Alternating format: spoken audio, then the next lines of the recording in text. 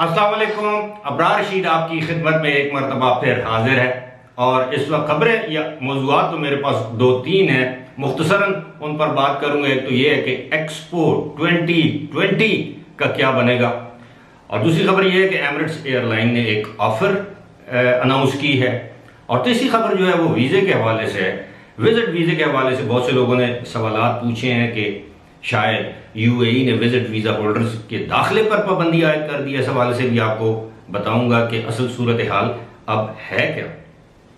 सबसे पहले तो मैं आपको बताऊंगा कि एक्सपो 2020 पर एक मरतबा फिर सवालिया निशान उठना शुरू हो गए हैं, क्योंकि बहुत से आलमी नशरियाती इदारे अब इस पर यह डिस्कशन कर रहे हैं, गुफ्तगू कर रहे हैं कि जनाब अगर एक्सपो 2020 इन हालात में मुनक्कद होती है तो वो तो उसको तो कामयाब नहीं करार दिया जा सकता, और इन हालात में अगर एक मरतबा फिर मुलतवी हो जाती है, इल्तवा का शिकार हो जाती है, या एक साल के लिए मुअख्खर हो जाती है, तो क्या एक साल के लिए उसको मुअख्खर किया जा सकेगा? गुज़श्ता साल तो कोविड की वजह से ऐसा मुमकिन था, लेकिन चूंकि ये इवेंट हर 10 साल बाद होता है और अब अगला मुल्क इसके इंतजार में होगा, इसका मुंतज़िर होगा। हो सकता है वो मुल्क सऊदी अरब हो सकता है कोई और मुल्क हो, लेकिन एक्सपो 2020 आपको अंग्रेजी में कहते हैं कैच 22 सिचुएशन। पीछे खाई आगे गड़ा वाली बात है।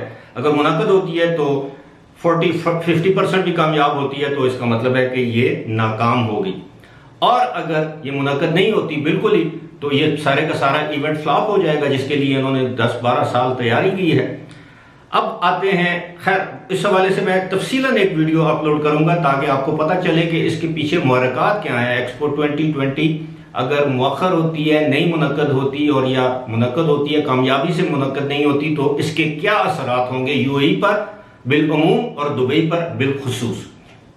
अब आते हैं, एमिरेट्स एयरलाइन ने अब एक ऑफर की है, पेशकश की है अपने पैसेंजर्स को कि अक्टूबर के बाद और मार्च के दौरान, अक्टूबर और मार्च यानी एक्सपो 2020 के जो 6 महीने का जो पीरियड है, इस दौरान एमिरेट्स एयरलाइन से जितने भी पैसेंजर जहां से भी ट्रेवल करेंगे दुबई के लिए, उनको एक्सपो 2020 का फ्री पास दिया जाएगा। याद रहे कि एक्सपो 2020 का जो पास है उसकी कीमत तकरीबन 300 दरम के करीब है, लगभग है, 250 भी है और 300 से भी ज्यादा है, मतलब मुख्तलिफ इसकी कीमतें हैं, लेकिन 250 दरम से और 300 दरम के दरमियान इसकी कीमत है, शायद 275 दरम इसकी कीमत हो। ये बहुत बड़ी ऑफर है कि अगर मेरे जैसा कोई शख्स वहां पर दुबई जाता है अपने किसी काम की वजह से, और उसको एक्सपो 2020 का अगर फ्री पास मिल जाता है, तो वो एक्सपो 2020 विजिट कर सकते हैं। अब ये पता नहीं कि ये पास एक दिन का होगा या एक हफ्ते का होगा, क्योंकि मुख्तलिफ किस्म की कैटेगरीज हैं इन पासेस की। अब आते हैं आपके उस सवाल की जानब जो बहुत से लोगों ने मुझसे पूछा है और कहा है, मुझसे रिक्वेस्ट की है, तकाजा किया है कि मैं इस पर अपनी वीडियो बनाऊं। अब सवाल ये है कि क्या जिन लोगों के पास विजिट वीजे हैं यूएई के और वैलिड विजिट वीजे हैं, क्या उनके लिए यूएई में पाबंदी आयद कर दी गई है कि उनको दाखिला नहीं दिया जाएगा, या क्या उनके लिए 14 दिन की क्वारंटीन का ऐलान किया गया है? इस हवाले से इस एक सवाल को मैं दूसरे सवाल के साथ जोड़ता हूं। वो ये है कि एक तो यूएई में विजिट वीजे वालों के दाखिले पर कोई पाबंदी आयद नहीं की गई है। दूसरा ये है कि किसी किस्म की क्वारंटीन का 14 दिन की, 10 दिन की, 7 दिन की क्वारंटीन का ऐलान नहीं किया गया है विजिट वीजे वालों के लिए।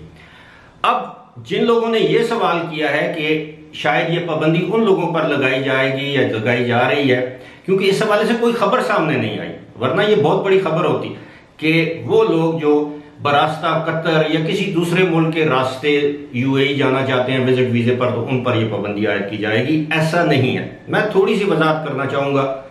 कोई भी मुल्क जब अपना विजिट वीजा जारी करता है तो बेसिकली विजिट वीजा एक ऐसा डॉक्यूमेंट है, एक ऐसी चीज है जिसके जो वीजा अगर आपके पास है तो इसका मतलब यह है कि आप एयरलाइन में, जहाज में सवार होकर उस मुल्क तक पहुंच सकते हैं। वीजा इस बात की हमेशा गारंटी नहीं है कि आपको उस मुल्क में दाखिला दिया जाएगा या दाखिल होने दिया जाएगा। अक्सर ये है कि लोगों के बाज़ मामलात ऐसे हों तो उनको वहीं से एयरपोर्ट से वापस कर दिया जाता है, जिस तरह गुज़श्ता साल हुआ। लोग यहाँ से गए बड़ी तादाद में कि हम विजिट वीजे पर आए हैं, वापसी का टिकट नहीं था, रिटर्न टिकट नहीं था, वहां पर स्टे का बंदोबस्त नहीं था, जेब में पैसे नहीं थे, बेचारे मजदूर लोग थे, वो जॉब सीकर्स जिन्हें कहते हैं, नौकरी की तलाश में गए थे, उन लोगों को वापस कर दिया गया। लेकिन जब वीजा मिल जाता है तो 99% ये इम्कानात होते हैं किसी भी शख्स के लिए, अगर कोई 2 नंबरी नहीं है टिकट में, स्टे में, रिटर्न टिकट में, अगर आपने रिटर्न टिकट जाली नहीं बनवाया हुआ, ओरिजिनल रिटर्न टिकट है, विजिट वीजे पर आप जा रहे हैं, तो 99.9% ये चांसेस होते हैं कि आपको दाखिले की इजाजत, एंट्री दे दी जाएगी, चाहे आप किसी भी मुल्क के जरिए जाएं। अगर आपका वीजा वैलिड है, जिस दिन आप वहां पे लैंड कर रहे हैं यूएई में, दुबई में, उस दिन तक आपका वीजा वैलिड है, एक दिन भी उसमें रहता है तो आप वो वैलिड तस्वर होता है, आप उस दिन तक वहां पर लैंड कर सकते हैं, चाहे किसी दूसरे तीसरे मुल्क से जाएं, क्वारंटीन करके जाएं, उस मुल्क में अगर क्वारंटीन की जरूरत है।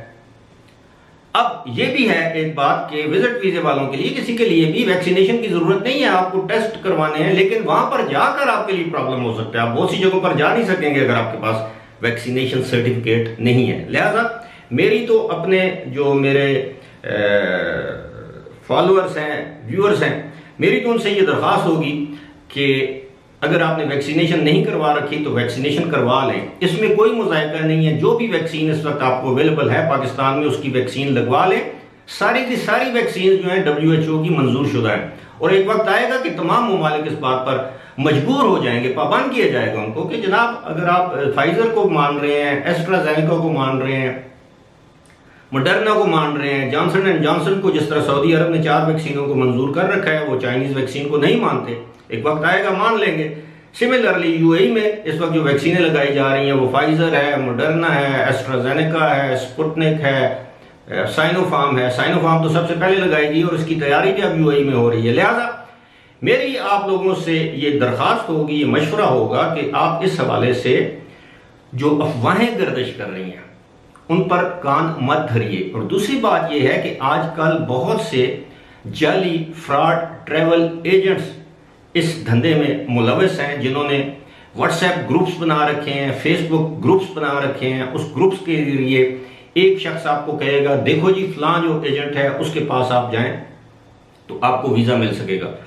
मैं आपको ज़ाती तौर पर यह कहूँगा, आप जिस शहर में मुकीम हैं आप कोशिश करें उसी शहर की किसी ट्रैवल एजेंट के ज़रिए आप वीज़ा हासिल कीजिए। एक बेग साहब हैं, उन्होंने मुझे 2 दफ़ा मेल की है। देखें भाई, बात यह है कि ना तो मैं ट्रैवल एजेंसी का काम करता हूँ, ना मैं ट्रैवल एजेंट हूँ, ना मैं किसी ट्रैवल एजेंट को आपकी तरफ रेफर कर सकता हूँ। उसकी वजह यह है कि मेरे चैनल की साख दाव पर लग जाएगी। मैं मिसाल के तौर पर एक बड़े ज़बरदस्त किस्म के ट्रैवल एजेंट की तरफ आपको रेफर करता हूँ, मैं कहता हूँ कि जी ये ट्रैवल एजेंट ज़बरदस्त है, आपको वीज़ा लगवा के देगा। खुदा न खास्ता वो वीज़ा ना लगवा सके, आपके पैसे डूब जाए, या खुदा न खास्ता वो आपके पैसे खाकर भाग जाए। आप लोगों ने तो मुझे मुर्द इल्ज़ाम ठहराना है, आप लोगों ने तो मुझे कहना है कि यार इस बंदे ने 2 नंबरी की है, इसलिए मैं इस काम या इस धंधे में इन्वॉल्व नहीं होना चाहता। मेरा काम है आप तक मालूमात पहुंचाना, दुरुस्त मालूमात पहुंचाना, और अल्हम्दुलिल्लाह आज दिन तक मैंने आपके साथ जो खबर शेयर की है वो दुरुस्त साबित हुई है। इंसान हूँ, खता का पुतला हूँ, बाज़ औक़ात इंसान से गलती हो जाती है, और मेरी आदत है जिस दिन गलती हो जाए अगली वीडियो में मैं उस पर माजरत करने में आर महसूस नहीं करता। वीडियो तवील हो गई है, फिलहाल इसी के साथ मुझे दीजिए इजाज़त। खुदा हाफ़िज़।